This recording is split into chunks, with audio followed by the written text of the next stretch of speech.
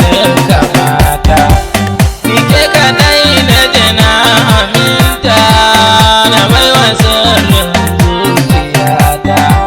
Dan kar a jana a kai na rana ko in bi kai na amanta. Sanki a raina ya yi kanta, daure ke bani guri na huta. Garga ki jiki na raina babu baki balle ya kuna. Farin ciki da yake zumani har inda ba tsoro a raina. Gare ki na miko hannuna, ki sanya zoben so da kauna. Ni ke kadai na kiraye hubbi domin na kyautata so da kauna. Na baki dukkan zuciyata, gangan jiki tsokar jikina. Zan baki dukkan lokacina, safe da yamma dare da rana. Komai na ke an kira ki sai nutsuwa da shigo jikina.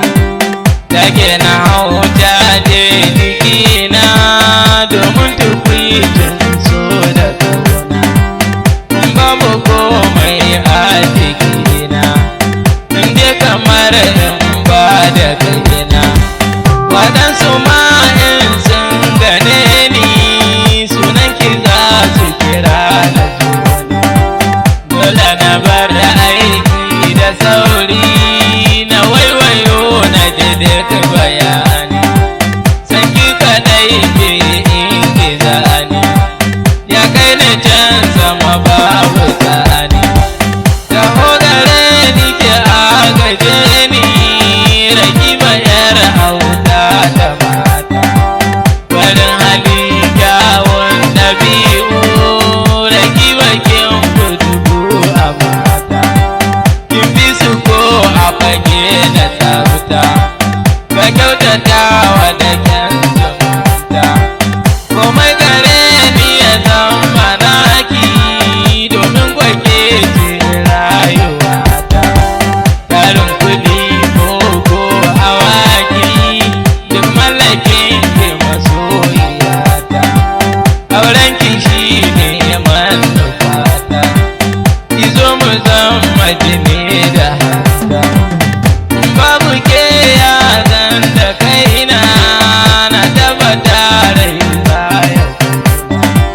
Da rayuwa za ta yi zafi ko sanadiyar ajali. Baki ba zo ki tona raina, ke ba mu tsayar so da kauna.